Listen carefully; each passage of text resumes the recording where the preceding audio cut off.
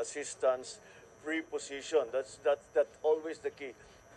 People evaluated properly, get our goods and equipment pre-positioned as close as possible without them having the risk of damage para malapit na sila doon sa area kailangan nilang servisan pagka dumaan na yung bagyo. Magbitaw na tayo ng kaunti. Pababain na natin na hindi apektado yung mga downstream communities. Bring the power back immediately, bring the power back immediately. So jerry-rigged lang yung mga ginagawa nila. But then it becomes permanent.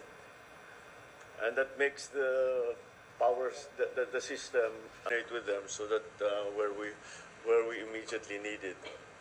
And then we can do again the balde. Yes, sir. We're sending na rin, sir. Government offices, the local relief response